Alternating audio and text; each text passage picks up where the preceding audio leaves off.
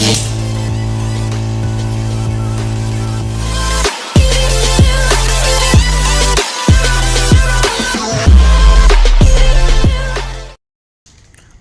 আলাইকুম গাইস, আজকে আপনাদেরকে দেখাবো ফেরিঘাট কত সুন্দর। অনেক মানুষের যায়, তো ফেরিঘাট অনেক সুন্দর।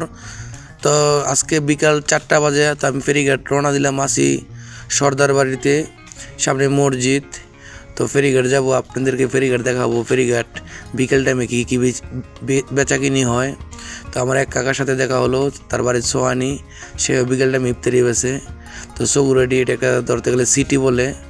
লাল মিয়া ভাইয়ের সাথে দেখা হলো, আরও কাকা আছে, ইসুফ কাকারা, এই যে দোকান আছে, অনেক কিছু।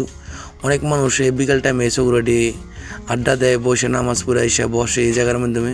তো আমি একটা অটো পাইলাম, অটোর মধ্যে উঠলাম। আমিও ফেরিঘাট যাইতে হবে, আপনাদেরকে দেখাবো।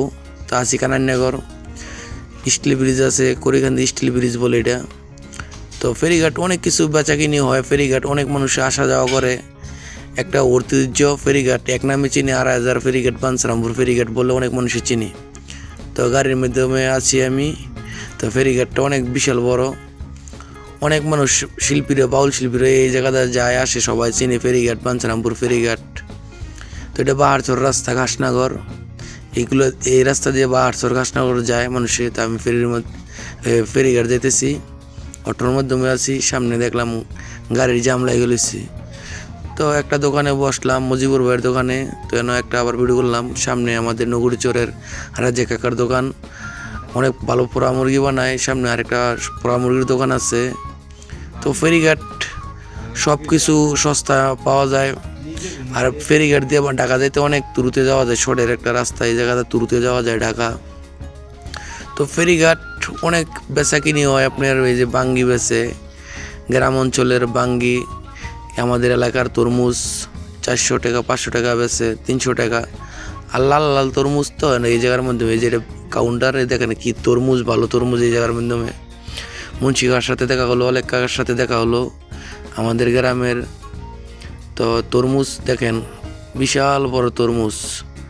তরমুজ এই জায়গায় বেচা কিনি হয় সস্তা। কাস্টমার নাই উদয় না থুইতে শুই, কাস্টমার নাই কোনো।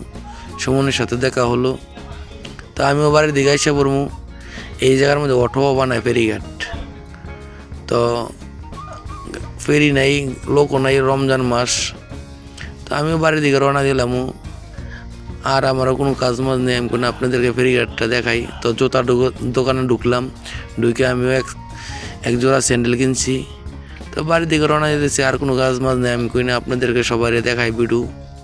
একটা অটোর মধ্যে উঠলাম।